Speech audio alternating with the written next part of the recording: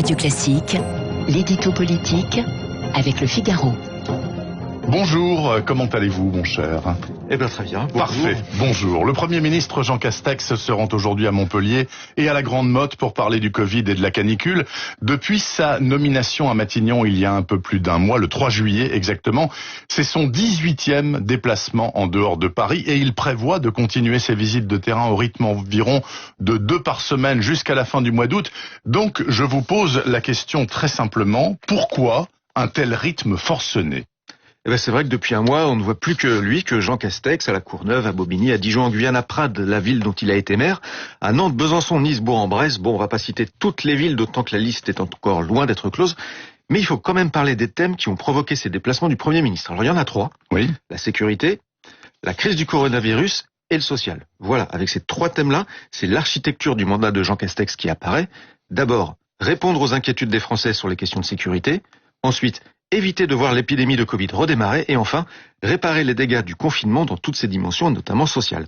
Ça, Jean Castex l'avait dit dans sa déclaration de politique générale à l'Assemblée nationale, mais comme pas grand monde n'écoute ce genre de discours dans le détail, eh ben, il fallait bien passer un coup de stabilo pour faire passer le message aux Français. Et voilà donc la grande tournée d'été de Jean Castex pour mettre en scène sa politique. Ceci étant dit, François-Xavier Bourmeau, c'est peut-être pas le seul but de l'opération.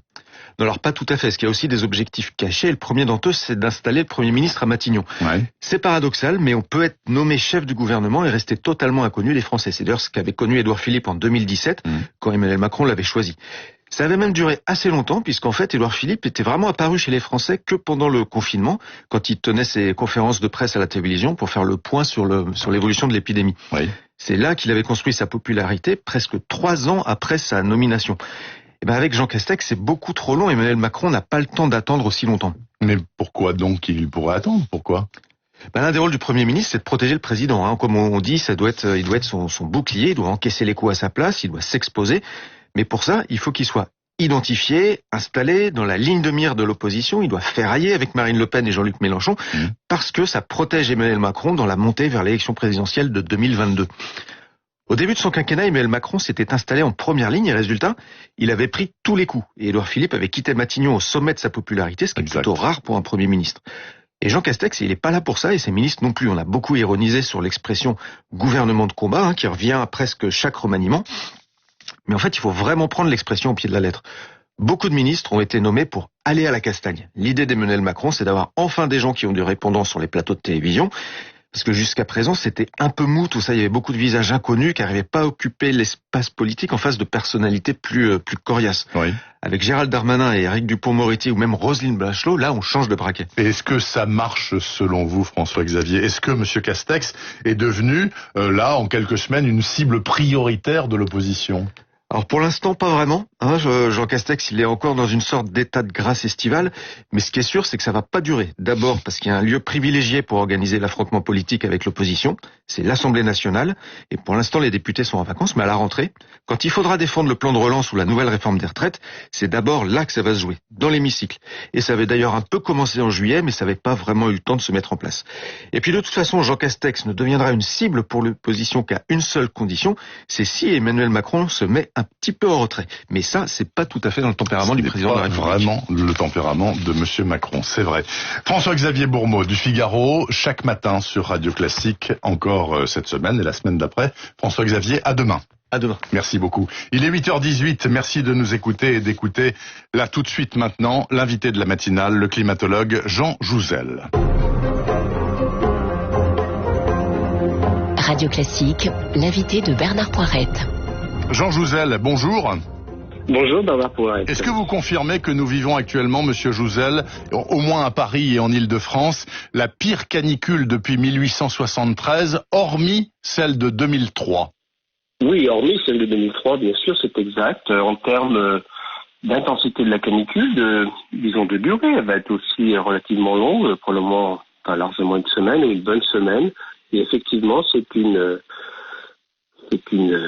canicule, malheureusement, qu'on peut anticiper de plus en plus fréquemment à l'avenir. Donc, mais c'est une canicule exceptionnelle. Celle de 2003 nous a laissé effectivement des souvenirs extrêmement difficile. Je rappelle qu'en 2003, nous avons eu 15 000 morts supplémentaires en France liés à cette canicule, ce qui n'est pas le cas. Nous sommes maintenant, je crois, mieux préparés, en tout cas, je l'espère, du point de vue au moins sanitaire, mais du point de vue purement météorologique, climatique, c'est bien à ce niveau. Et je rappelle que 15 000 morts, c'était en 3 semaines seulement au mois d'août 2003, alors qu'il y a eu pour le moment 32 000 morts de la Covid-19 depuis 6 mois en France. Monsieur Jouzel, avant que nous allions plus loin dans notre propos, je voudrais que vous rappeliez précisément aux auditeurs de Radio Classique ce qui encadre le mot canicule. On peut parler de canicule à partir de quel moment en termes de degrés et de thermomètres ?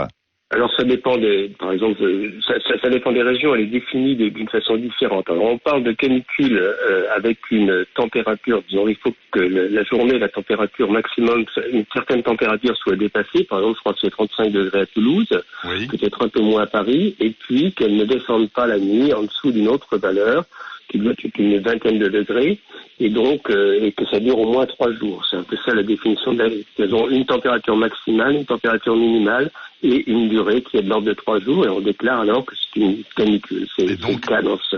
Et donc nous sommes en plein dedans, puisque ce matin, quand je suis venu travailler à 5 heures, il faisait 26 degrés au thermomètre à Paris. Donc dorénavant, Jean Jouzel, 40 degrés dans certains coins de France, notamment dans le sud-ouest, dans la vallée de la Garonne, etc. Ce sera courant, et ça l'est déjà depuis des années. Rappelons que c'était tout à fait exceptionnel dans les années 60 et 70. Ça n'arrivait pas plus d'une fois par décennie en moyenne. Oui, évidemment, et... de façon assez simple, la température moyenne a augmenté en France d'un peu plus de 1 degré depuis 1,5 degré depuis cette période, depuis les années 60-70, et les maximum les températures records, les records de température augmentent 2 fois plus vite le jour que les températures moyennes, 3 fois plus vite la nuit. Donc on a tendance, les records de température, les périodes chaudes, disons, très chaudes, les périodes caniculaires, ont tendance à augmenter entre 2 et 3 fois plus vite que les températures moyennes. Donc, nous avons pris un peu plus d'1 degré, donc nous ayons pris entre 2 et 3 degrés supplémentaires pour les périodes caniculaires n'est pas du tout surprenant. C'est ce que nous avions anticipé il y a 30 ans. C'était, je dirais, écrit d'une certaine façon, et ça nous invite, je le redis assez souvent, à prendre au sérieux ce que mes collègues climatologues envisagent pour le futur. Et pour le futur, eh bien, ça pourrait être plutôt des températures qui dépasseraient 45 degrés à l'horizon 2050. Et si rien n'était fait d'ici la fin du siècle, probablement plus, jusqu'à flirter avec les 50 degrés. Et dans une ville, et là vous l'avez vécu, je ne suis pas à Paris dans la pointe aujourd'hui, mais il y a cet effet d'îlot de chaleur urbain, c'est-à-dire que vous repartez le matin avec 26 degrés parce que la chaleur s'est accumulée dans une ville comme Paris très minérale. Donc, bon, bien sûr, il faut végétaliser ces villes, et donc cet effet de chaleur urbain rend plus difficile encore dans les grandes métropoles ces canicules pour simplement notre santé, notre bien-être, je dirais. Jean Jouzel, alors sans se déclarer climato-sceptique, par exemple hier matin sur cette même antenne, Luc Ferry disait écoutez, moi la canicule, oui si on veut, mais enfin quand j'étais petit, c'est-à-dire il y a 50 ans, 60 ans, il y avait des pics de chaleur épouvantables au cœur de l'été, donc ça me paraît pas évident. Comment expliquez-vous qu'une grande partie des gens, et j'ai eu pas mal de mails d'auditeurs qui me disent oui il a absolument raison Ferry, dans les années 60 aussi il faisait très chaud, etc. Comment expliquez-vous cette perception, fausse d'ailleurs en l'occurrence, qu'ont pas mal de gens qui disent ça a toujours été plus ou moins comme ça? Non, c'est d'ailleurs, je pense que là il faut regarder les statistiques. Les années 60, au contraire, ont été moins chaudes que celles moins chaudes, et en particulier l'hiver. Les hivers étaient très rigoureux dans les années 60, dans les années 50, il y a des hivers très rigoureux. Je dirais que ça ne m'étonne pas de Luc Ferry. J'ai fait je me souviens, il y a une dizaine d'années peut-être maintenant, j'ai fait une table ronde avec lui à son invitation, et bon, j'avais mentionné la possibilité d'une augmentation de température moyenne de 4 à 5 degrés à la fin du siècle. Si le diagnostic du GIEC, et Luc Ferry m'avait dit, mais quand même 4 à 5 degrés, c'est rien du tout. C'est pas, alors que c'est un véritable problème, 4 à 5 degrés en température moyenne, en termes vraiment de régions qui pourraient devenir inhabitables, et puis c'est températures élevées sont souvent associées des sécheresses très longues, et c'est le cas aussi en France.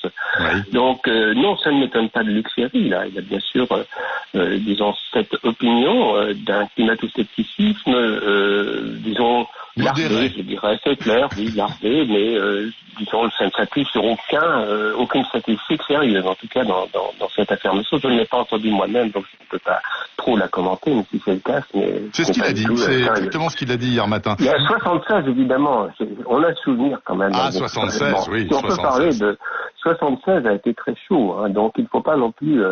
L'année 76, je me laisse y souvenir moi-même, mais voilà. Mais maintenant, c'est beaucoup plus fréquent. C'était effectivement une fois tous les 10 ans, et maintenant, vous voyez, ces canicules, on les retrouve, je dirais pas tous les ans, mais probablement tous les 2 ou 3 ans, et ce lien avec des sécheresses assez marqué aussi également. Monsieur Jouzel, comment expliquer que celle que nous vivons actuellement depuis 4-5 jours et qui va perdurer encore 2 ou 3 jours, semble-t-il, touche essentiellement une zone du nord de la France? Alors qu'on peut imaginer, c'est dans le sud forcément qu'il fait plus chaud. Bah non, pas du tout, c'est dans le nord. Voilà, donc c'est toujours une position d'anticyclone, ça dépend aussi un peu de l'oscillation nord-atlantique, de l'origine des vents, mais donc bien sûr, ça se traduit de façon un peu différente. Souvent, c'est effectivement des masses d'air très chaud qui nous viennent carrément du sud. Là, c'est un peu différent. Et le nord, je crois que j'ai entendu 36 degrés à Lille l'an dernier. C'était effectivement quelque chose de très marqué. On était habitué. C'était aussi le cas en 76. Hein. Donc, par exemple, en 2003 également, la Belgique et le nord de la France avaient été également assez touchés. Bien. Alors, ça a des conséquences que vous avez commencé à évoquer. Donc, sur l'agriculture, on en est à 2 ou 3 ans de sécheresse extrêmement rude dans plusieurs régions de France et les paysans souffrent énormément. Ça a des conséquences également sur la structure même de la surface terrestre, puisque on a vu ces derniers jours qu'il y avait un possible effondrement de glaciers au-dessus de Courmayeur, dans les Alpes italiennes. Ce genre de truc, ça va réapparaître de plus en plus régulièrement et on va vers des catastrophes en montagne redoutables. C'est mécanique, ça.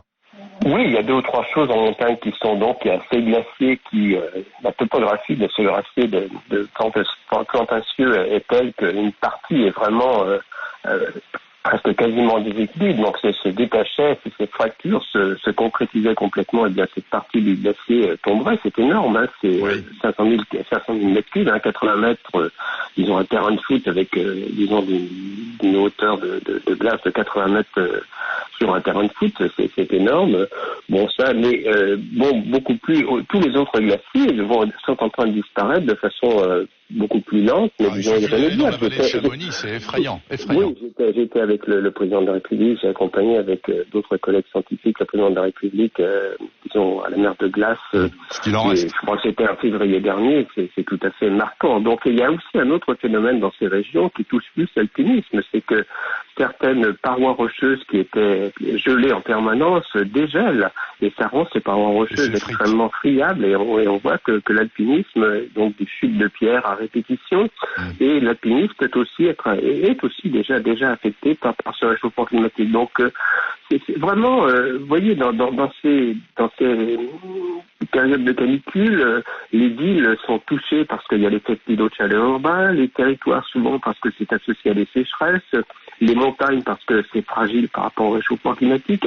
Toutes les régions sont affectées de façon différente. Ça peut être différent, les conséquences du réchauffement climatique localement, mais on voit bien que il n'y a pas un secteur d'activité, il n'y a pas une région qui peut se dire cette canicule ne me touche pas. Et donc ça, c'est quand même assez important, et ça devrait nous inciter à prendre au sérieux cette nécessité de lutter très rapidement et efficacement contre le réchauffement climatique, puisque c'est bien cela qu'il faut faire. Monsieur Jouzel, c'est ma dernière question et vous avez 1 minute. Donc vous dites avec les gens du GIEC, il faut impérativement réduire de 40% avant 2030 nos émissions de gaz à effet de serre. Ok, bon, on voit bien qu'on n'en prend pas le chemin. Est-ce que tout de même, pour peut-être avoir une note d'optimisme, vous dites que peut-être il y a une fenêtre de tir aujourd'hui pour que les mentalités productivistes changent et que les comportements humains changent dans la foulée de la pandémie sanitaire?